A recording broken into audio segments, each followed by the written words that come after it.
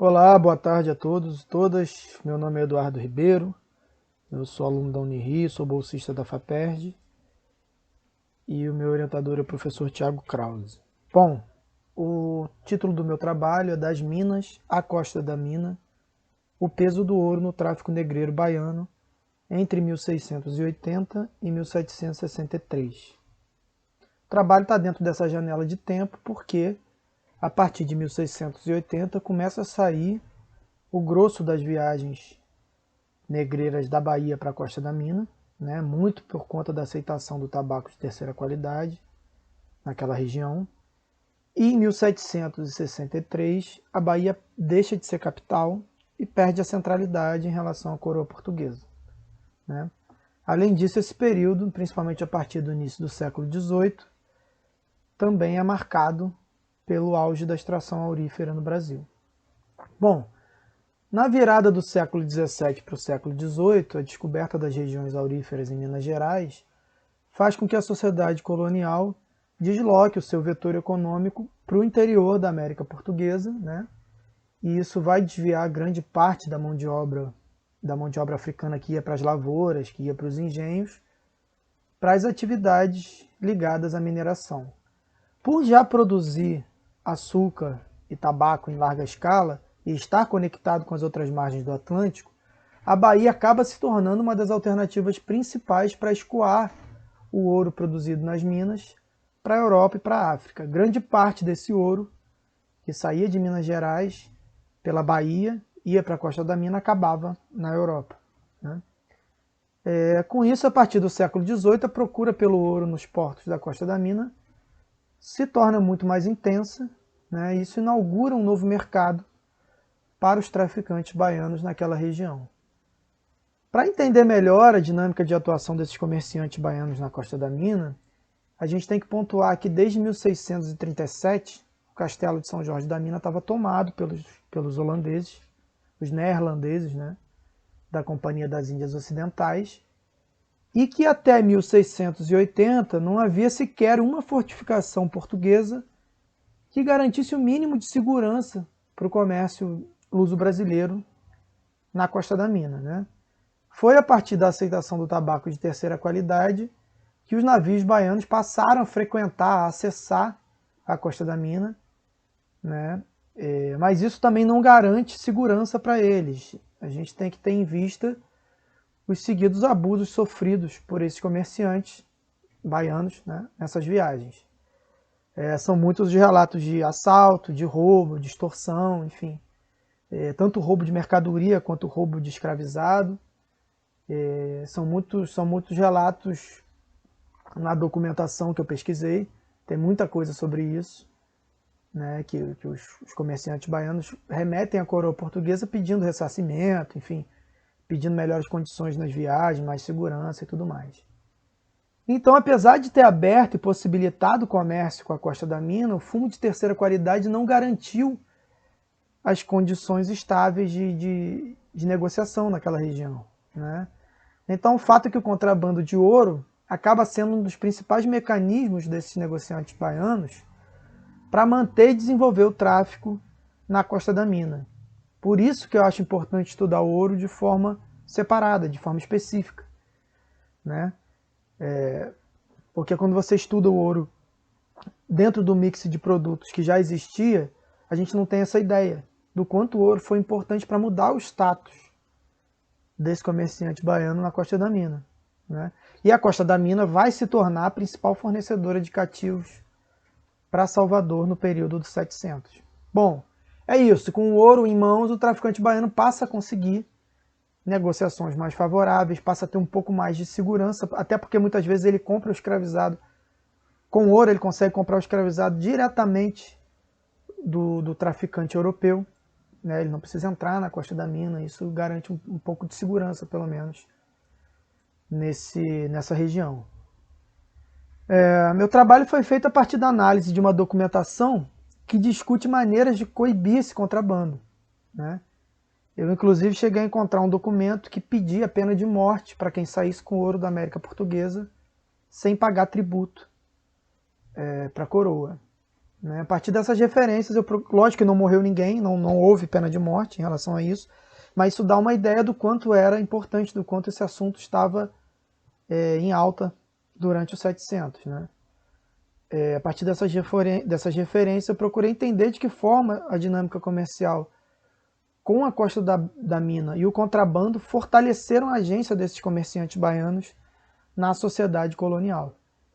Além disso, o uso da documentação também foi importante para pensar a permanência da prática de contrabando no tempo, né?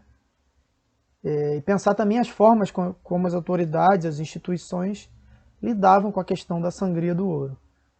E assim eu encontrei 3 documentos que evidenciam os descaminhos do ouro da Bahia para a Costa da Mina em 3 décadas consecutivas. Né? Isso mostra a consistência desse esquema de contrabando do tráfico baiano durante os 700. Tem uma carta de 1725 do Conde de Sabugosa, em que ele começa dizendo para o rei Dom João ter proibido a extração de ouro para a Costa da Mina por ser com tanto excesso, como já representei a Vossa Majestade. E aí, enfim, a carta continua. Isso revela o conhecimento das autoridades ultramarinas sobre o volume de contrabando de ouro e o conhecimento do próprio rei de Portugal sobre essas movimentações ilegais. Né? Bom, já em 1731, uma carta do Conselho Ultramarino, encontrei trechos que tratam da necessidade do ouro nas negociações nas negociações dos traficantes baianos na Costa da Mina, né? E a insuficiência do tabaco a partir da entrada do ouro naquela região. Ou seja, o ouro acaba inflacionando o preço do cativo na Costa da Mina e o tabaco passa a ser insuficiente para comprar esses cativos, né? Se antes você conseguia comprar escravizados com tantos rolos de tabaco, a partir da entrada do ouro você já não consegue cativos nesse preço. Né? Tem também o parecer do procurador da Fazenda, de 1740, em que ele fala que fez os exames e as diligências dos navios que saíam da Bahia para a Costa da Mina para procurar produtos contrabandeados, inclusive o ouro. Né? Essa carta fala sobre alguns métodos usados nessas inspeções. É claro que é uma carta em que esse funcionário tenta se colocar como alguém muito importante para o rei, como alguém que estava prestando um grande serviço para a coroa real e tudo mais. Mas é interessante para a gente saber quais eram as práticas de inspeção, né? E o quanto isso era relevante naquele momento. A gente está falando agora já de 1740. Bom, existe um consenso historiográfico, né, de que a prática de contrabando contou com a cumplicidade dos funcionários régios, das autoridades competentes, enfim, que acabavam se envolvendo nesses negócios e auferindo lucro. Né? Isso é uma coisa que até não é tão difícil da gente imaginar que acontecesse. Mas eu não vou explorar muito esse tema, até porque não tem como, né? A gente não tem como quantificar o quanto isso o quanto isso fez diferença no contrabando do ouro. Seria uma coisa impossível, uma tarefa inglória aqui para mim.